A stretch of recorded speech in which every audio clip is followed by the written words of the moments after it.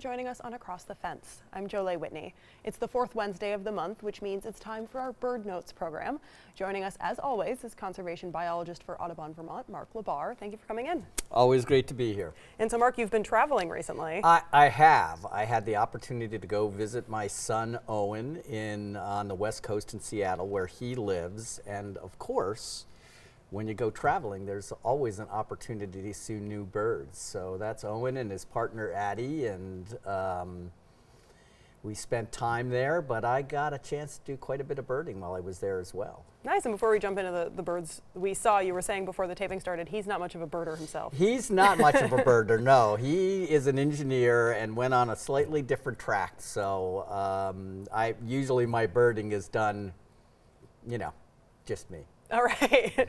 Now, this one you weren't really ever alone because you were going to the city to see some birds. What'd you see? Well, it's funny because wherever you go, there's birds. And I try to tell Owen that too, So my first day there, I'm just walking through Seattle. And, one of the big birds that's out there, or not big, but the numerous birds, is the fish crow. And that's a crow which is different than the American crow. I've actually heard them here outside of the WCX studios. They're rare here in Vermont, but out in Seattle they were all over the place. And then as I walked further down, one thing about Seattle this time of year versus us, it's still green. And so there were lots of shrubs and trees, and came across this chestnut-backed chickadee. Now most of us know the black-capped chickadee, but this one has that nice brown chestnutty color on the back and is another western species. Sure, so we don't get that one here? We don't get that one here.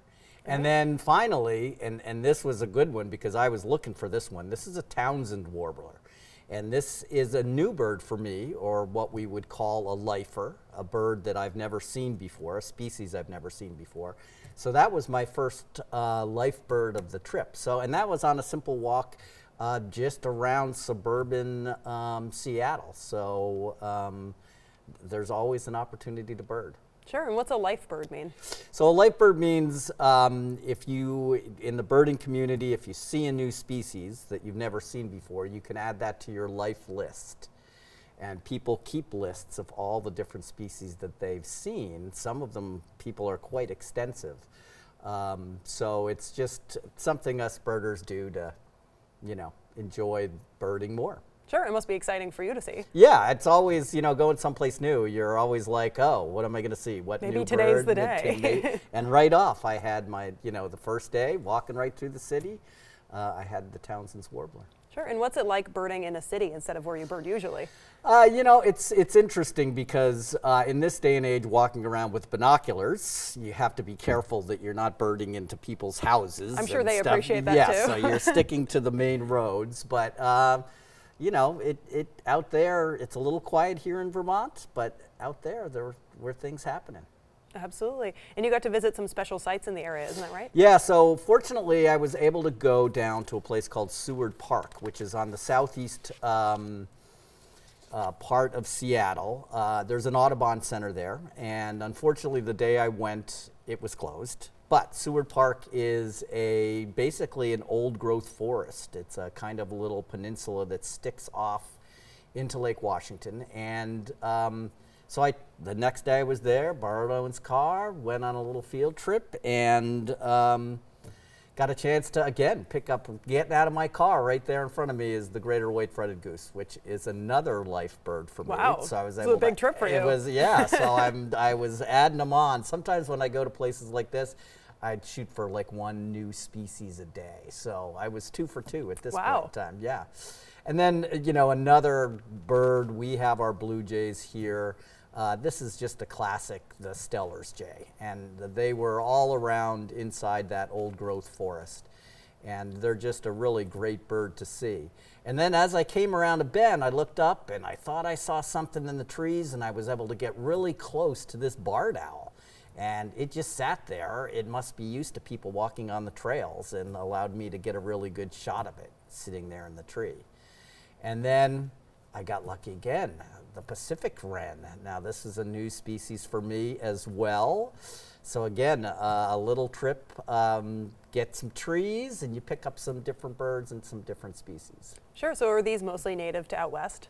Yeah, a lot of them are, Pacific wrens get their name, Pacific wren, Sure. and they like these old growth forests, so, we don't see them here. Barred owls we do, of course, but the others we don't usually see here in Vermont. Sure. And when you're traveling, do you usually like to track down the local Audubon Society, see your fellow brethren? So the Seward Park Audubon Center is part of the National Audubon Society, just like the Green Mountain Audubon Center. So I like to usually, if I have the opportunity, stop in. Yeah, say hi. To say hi and just chat a little bit. So, but didn't get the opportunity that day. Next time, yeah. Next time, that's right. And you got to travel a little bit further out of Seattle as well. Where'd you go? So we went, my son and I took 3 days and we went to Orcas Island in the San Juans, and that was really cool just because we were able to get on a boat ride. I like boat rides, and we were able to get out a little bit further north from the city itself, and of course you see a lot of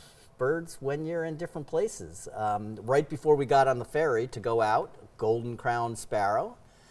This is a fun little bird. They were all over the place in all different plumages, but this is, you can see that golden crown there. And then, we went out, this was a bird that I was looking for, and we went out on a whale watch. And we were cruising around, and this is Harriman's gull. It's a great looking gull. I mean, we think mostly of gulls as being white, and this one has some really nice plumage colorations. And I was able to get a quick 20-second look at this gull as it was flying by. So another lifer to add to my list. Wow, big trip for you. Yes. And then white-winged scoters. These are seed ducks. They spend a lot of time out on the water. So as we were motoring around looking for whales, I might have been the only one that had binoculars and was looking at birds, but we did see a number of large flocks of these. These are a bird we do sometimes see here in Vermont on Lake Champlain, so not new to me, but good to see. And then one of my favorites are the guillemots, and this is the pigeon guillemot, which is, they're seabirds. They're a diving bird. They nest on islands. And they're just a great little bird to watch as they forage underwater for fish and things like that. So there were a number of little groups of guillemots that were around, and so buzzing around on that boat, was very profitable, as we say from a birding perspective. And you said yourself, some of these you've seen on Lake Champlain, but how many coastal birds do we get in Burlington as compared to somewhere like the Pacific Coast? It's interesting because a lot of folks didn't know that, and then a group of folks started looking out, I believe, on Thompson's Point in October, November, just about this time, and it turns out that there are a lot of interesting birds that use the Champlain Valley to migrate through, ones that we don't see all that often.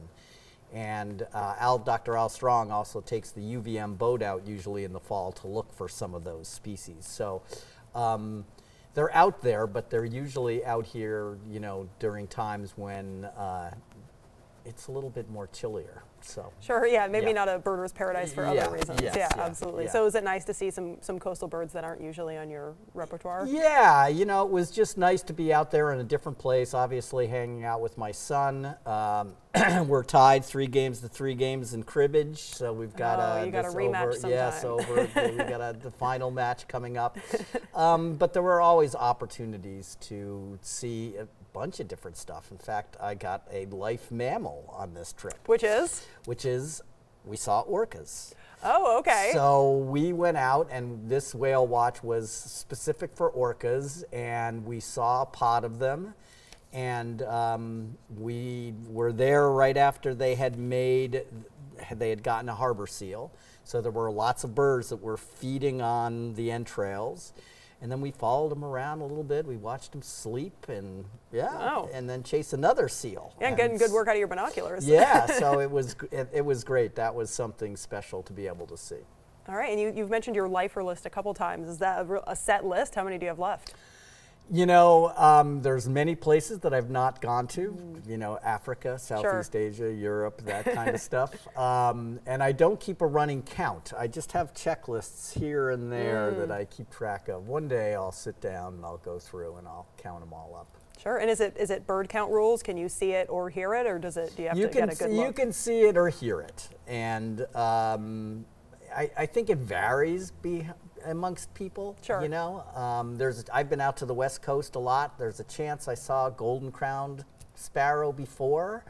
I don't remember it, so I'm adding it to the list now. Sure, the spirit of it, maybe. Yes, that's all right. right. That's right. And we have a letter here from Jim Harder. Okay. And he's asking about cleaning out bluebird houses. He writes, "Hi Mark, this is normally the time of year that I clean the bluebird houses that are mounted on metal poles in my yard. However, each day the birds are still perched on top and going in and out. Is it okay to just leave it because it's mounted on a pole no varmint can get in? How important is it to clean them every year?" So it's important to clean them every year. At the Audubon, oftentimes if we get an opportunity, we'll clean them in the fall, but if not, we definitely clean them in the spring because, as Jim said, there can be mice and flying squirrels that make a home over the winter, so you want to clean them out. And I've been seeing quite a few flocks of bluebirds around, and there for a while they were at my bluebird house as well.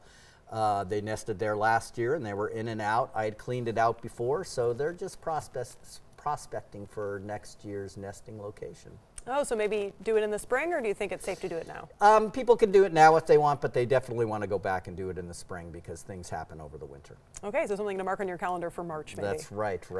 All right, and thank you for writing in, Jim. And I have a question. I love having my bird feeders out, but this time of year it's kind of hard to tell when the bears go away and it's safe to feed. So what is your recommendation? So because of this warm fall, there has been some concern about putting feeders out early, before the bears go into hibernation.